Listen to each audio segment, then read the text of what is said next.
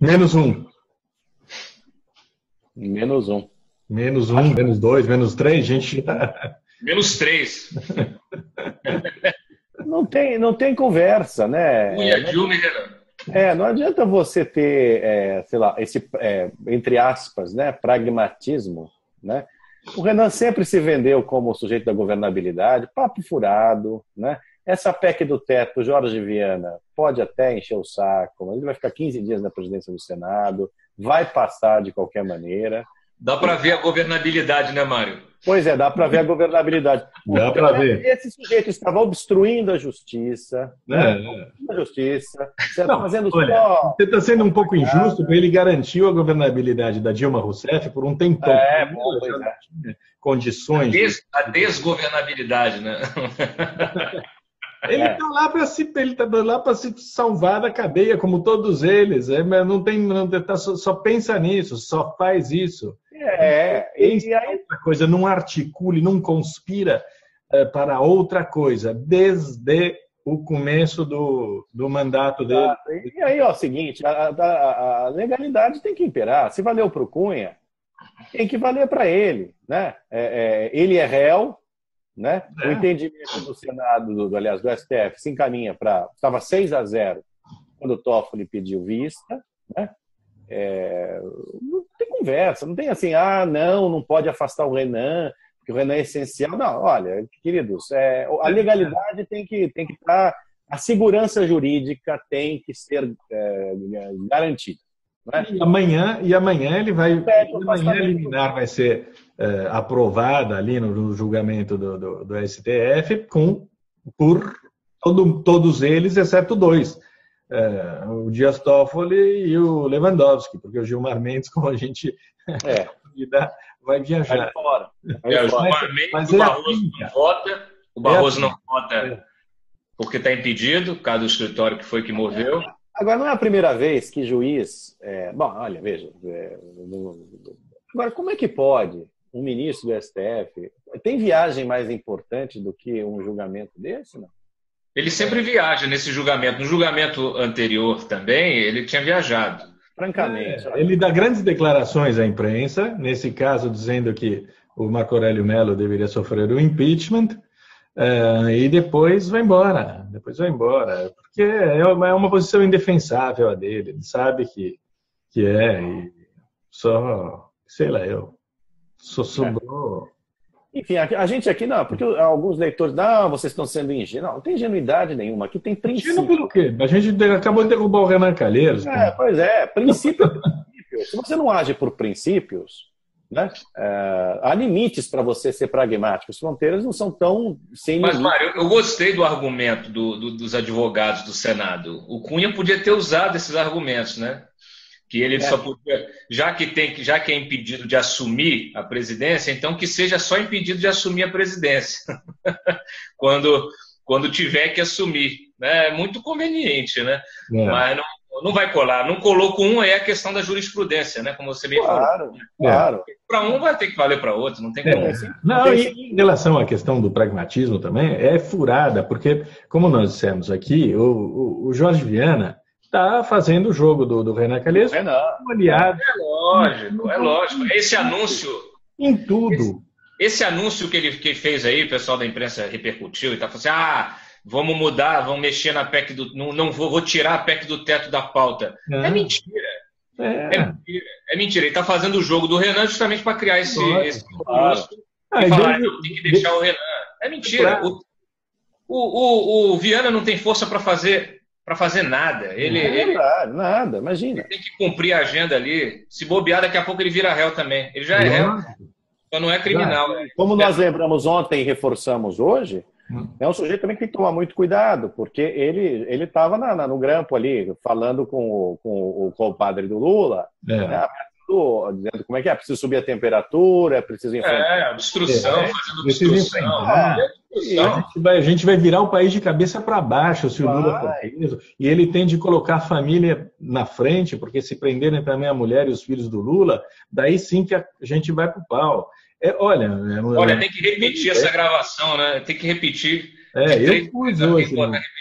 Eu pus hoje o áudio e a nossa transcrição do áudio, 2 vezes. E, além disso, eu bati o dia inteiro dizendo que eles não podem, da boca para fora, é óbvio que o PT fala que vai abater a PEC, que a PEC destrói o país e que os mais pobres vão sofrer, mas se eles assumirem a responsabilidade pela destruição do país, de novo, volta toda a carga contra o PT. Quer dizer, se eles, por acaso, conseguissem empurrar essa aprovação da PEC até fevereiro, março, tudo voltaria para cima do PT. E é o que eles não querem neste momento, né? Eles só querem poder atribuir responsabilidades ao Michel Temer. Ele fala, o Michel Temer está arrochando, está roubando seu dinheiro e está tirando gasto da educação, da saúde. Tira o discurso. A bandeira que eles têm.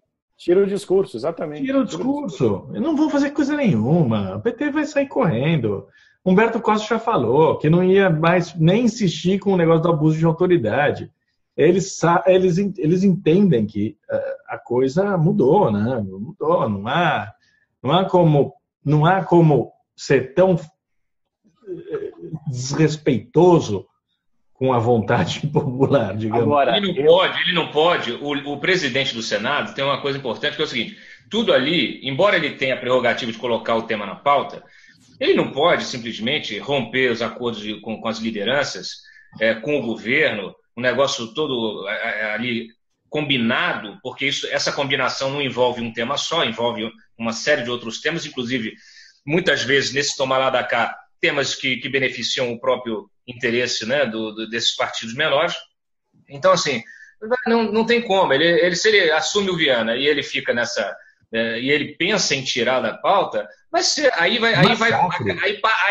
para o Senado. E aí ele fica isolado, ele vai ficar pressionado pelas lideranças e pelo governo e vai se inviabilizar.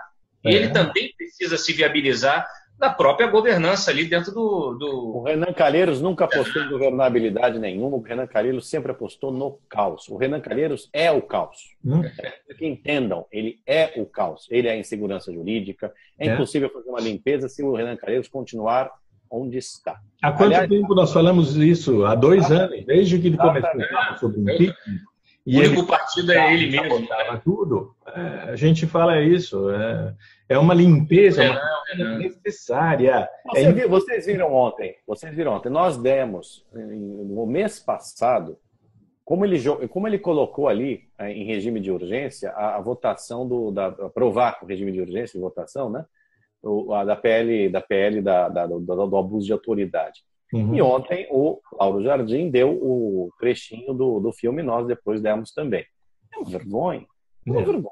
Aquilo é prova cabal de abuso de autoridade, de justiça, porque o interesse para votar esse abuso de autoridade é obstruir a Lava Jato, né? É ameaçar juízes e procuradores. Então, não dá, isso não pode continuar onde está. Aliás, ele tem que perder o mandato por obstrução de justiça. Alguém precisa provocar. Se a PGR tiver alerta, ela já... Alguém precisa provocar o STF nesse sentido. Obstrução de justiça. Enfim. Até porque, né, Mário, se consolidou.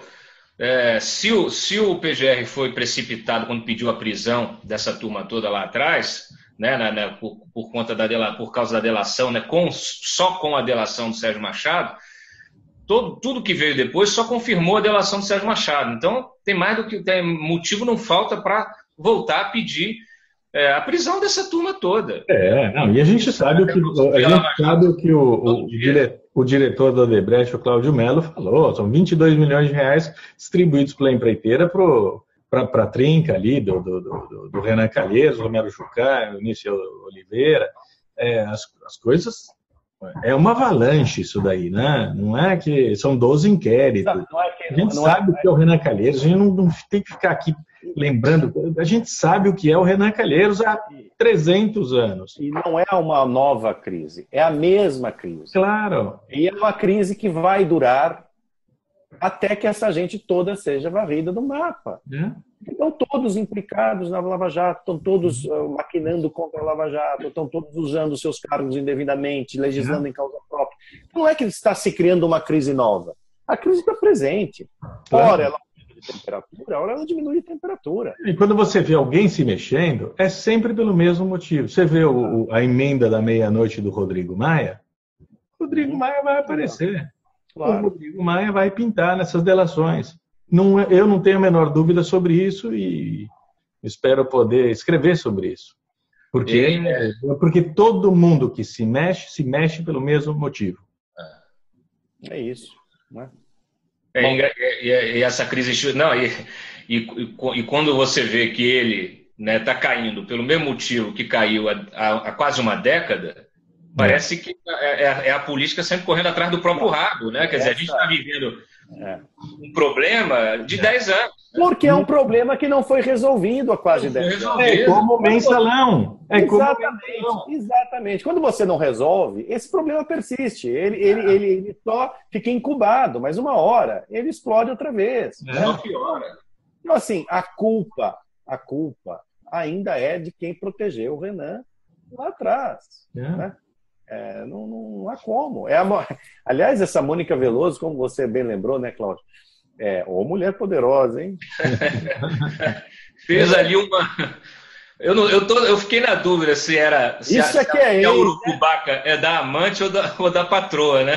Porque que tem ali alguma coisa... Só uma coisa, o Renan Calheiros não foi protegido esse tempo todo, né? Ele foi protegido, ele ganhou a diretoria da Petrobras, ele ganhou a presidência do Sul, ele se tornou o mais importante da República depois... Ele foi estimulado. Estimulado. Aliás, o Renan Calheiros, assim, a gente conta a história. Eu no texto lá da News, fiz um resumo. Ele foi cevado, ele vem sendo cevado desde a época do Collor. Fernando Henrique colocou ele como ministro da Justiça. Assim, né? Isso. Ministro da Justiça. Depois o PT ainda catapultou ele mais. Né? Tanto que ele ganhou o codinome da Odebrecht, Justiça.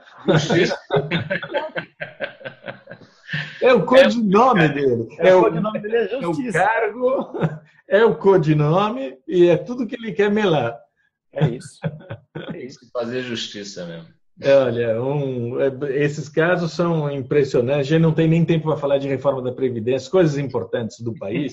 A PEC tem que ser fundada, a reforma da Previdência. Isso tudo vai ficando lá para rabeira, porque a gente sabe que nada será feito enquanto não for... Foi engraçado ontem, Diogo, que ontem assim, os ministros estavam todos reunidos no Palácio para discutir a questão da reforma, o projeto de reforma da Previdência, o texto.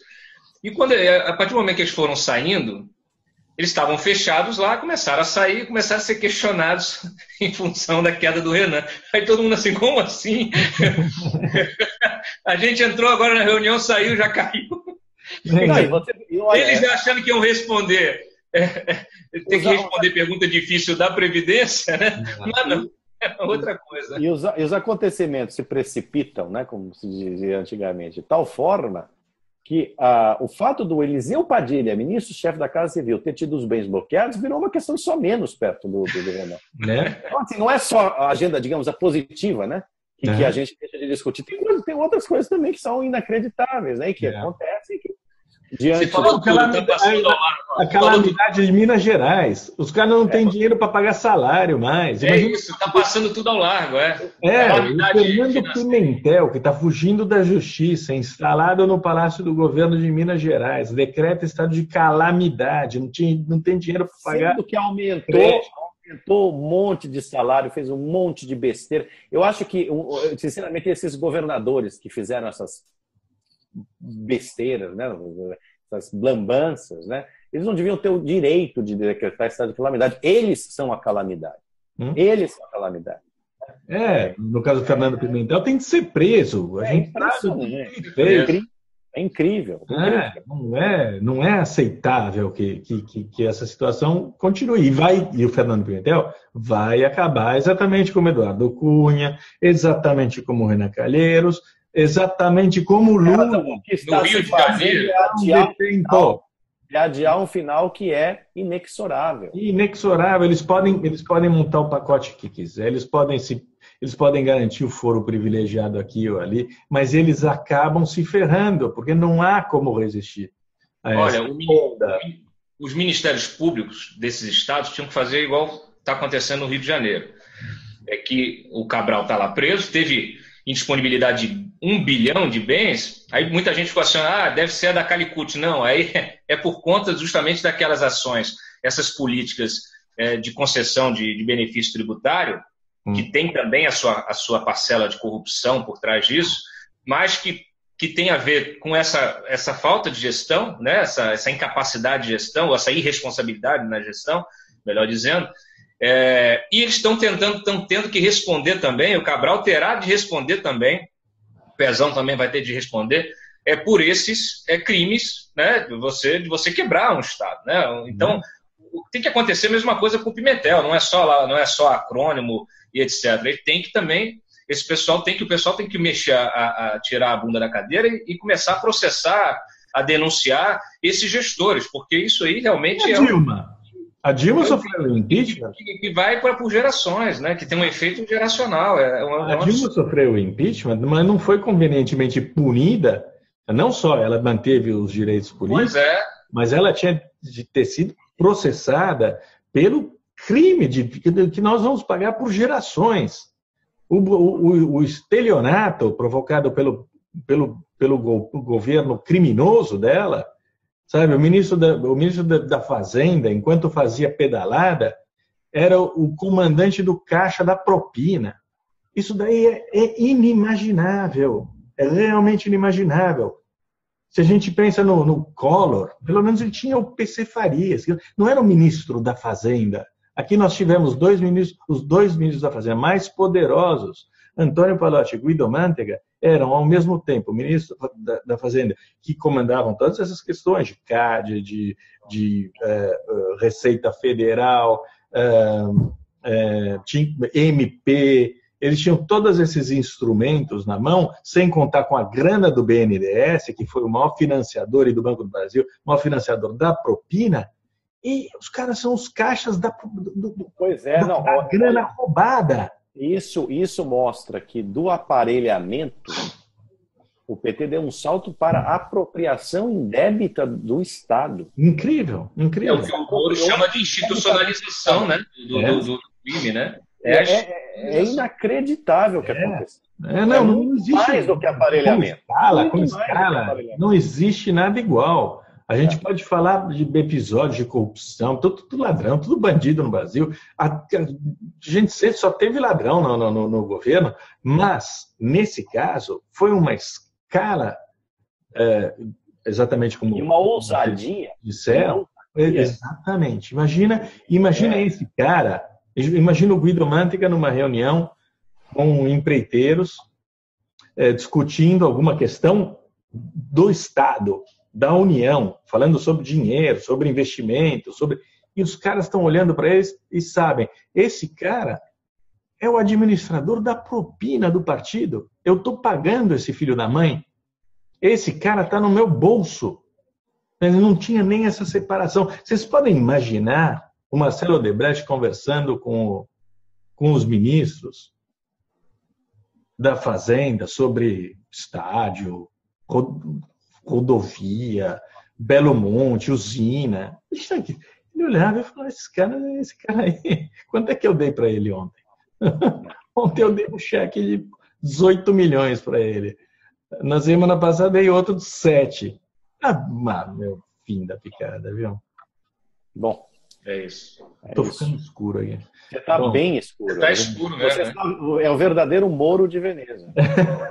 Não, mas sabe por quê? Eu normalmente... Essa porcaria dessa minha câmera normalmente estoura ali. Então eu falei, hoje eu vou... o ocaso não, né? É o ocaso? Não é o ocaso não, né? Já anoiteceu? Não, que anoiteceu um cacete. É tudo escuro mesmo. Eu tava no escuro. Eu fico assim, porra. Eu achei que você estava clandestino, inclusive.